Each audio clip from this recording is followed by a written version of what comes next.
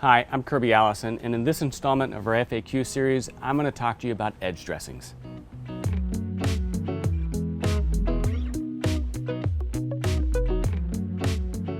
It's always been my opinion that edges and heels are some of the most neglected areas of a shoe.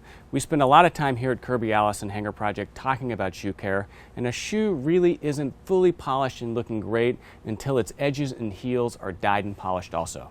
Now, we've got several different methodologies to taking care of edges and heels, and we just received a new edge dressing or edge dye-in from Terrago that we worked with them to design that really is exceptional. So this is our new edge and heel dye going forward.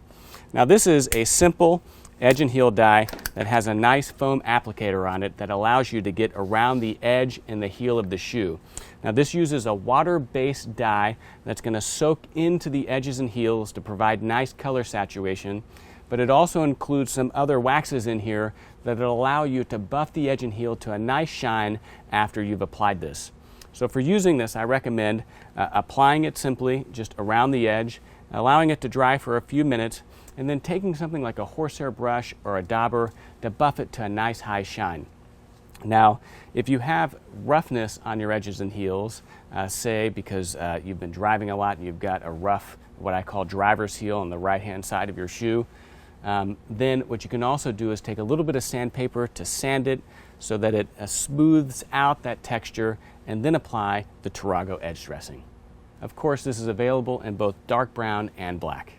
In this video, I'm wearing one of our Kirby Allison Sovereign Grade ties. This is a Grenadine Grossa navy tie.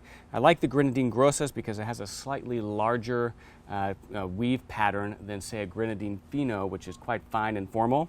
This navy tie is really a staple and something that should be in every man's wardrobe. It's incredibly easy to wear, especially whenever you're wearing something that has a lot of patterns going on. I've got a patterned zinnia odd jacket, a striped blue shirt, and so to have any type of tie that also had a pattern would just be too much, and so this is really something that's great to use, a nice solid tie. I'm also wearing a Seaman Oak Godard woven pocket square, a beautiful pocket square. Love Seaman Oak Godard, and we have a large collection of their pocket squares here at Kirby Allison Hanger Project. Of course, this tie is tied with my signature Old Birdie knot.